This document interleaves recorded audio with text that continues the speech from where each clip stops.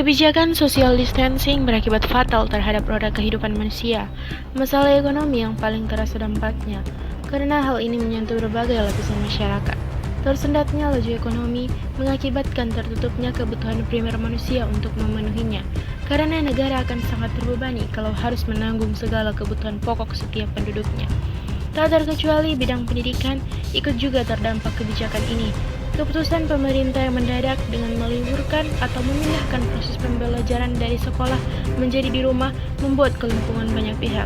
Oleh karena itu, muncul berbagai dampak positif dan dampak negatif dari COVID-19 terhadap pendidikan. Di video ini saya akan menjelaskannya. Mari kita simak.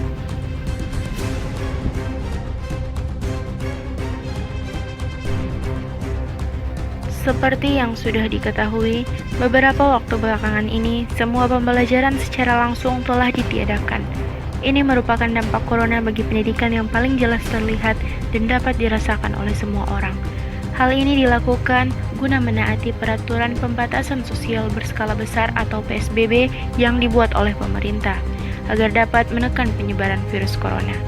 Meskipun begitu, pembelajaran tetap berjalan secara online. Baik murid atau mahasiswa dan juga guru atau dosen harus beradaptasi dengan situasi ini. Saat semua jenis pembelajaran dari rumah dilakukan secara online, besar kemungkinan terdapat kesenjangan dari segi fasilitas. Banyak murid yang selama ini bergantung pada fasilitas pendidikan yang disediakan oleh sekolah dan juga kampus.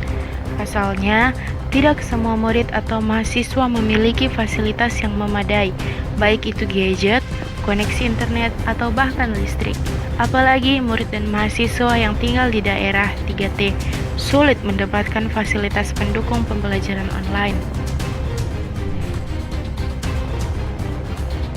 Beberapa murid dan mahasiswa merasa bahwa pembelajaran dari rumah terasa lebih berat dari sebelumnya.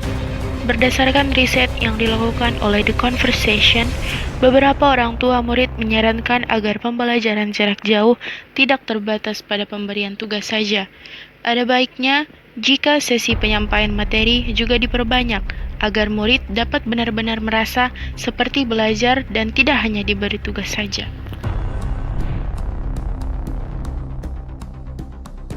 Dilansir dari UNICEF, meningkatnya waktu murid belajar dan bersosialisasi secara online di internet dapat meningkatkan risiko berbahaya, khususnya untuk murid pendidikan sekolah dasar dan sekolah menengah pertama.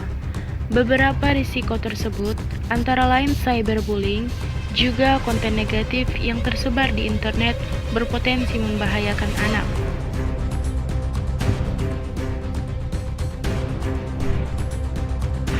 Pandemi COVID-19 yang datang tak diundang menyebabkan penutupan sekolah-sekolah dalam upaya menghentikan pergerakan pandemi.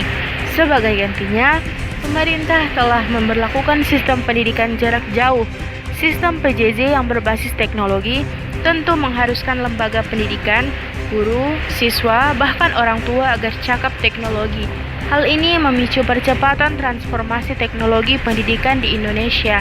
Ini tentu berdampak positif karena penggunaan teknologi dalam pendidikan selaras dengan era revolusi industri 4.0 yang terus merengsek maju. Percepatan transformasi teknologi pendidikan karena pandemi corona membuat berbagai platform meluncurkan berbagai aplikasi belajar online guna mendukung PJJ.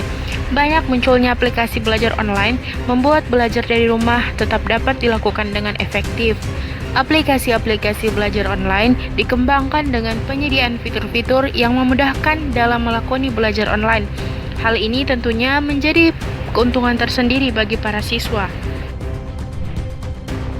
Selama masa pandemi ini, peserta didik tentu akan menghabiskan waktu belajar di rumah, di mana ini menuntut adanya kolaborasi yang inovatif antara orang tua dan guru, sehingga peserta didik tetap bisa menjalani belajar online dengan efektif.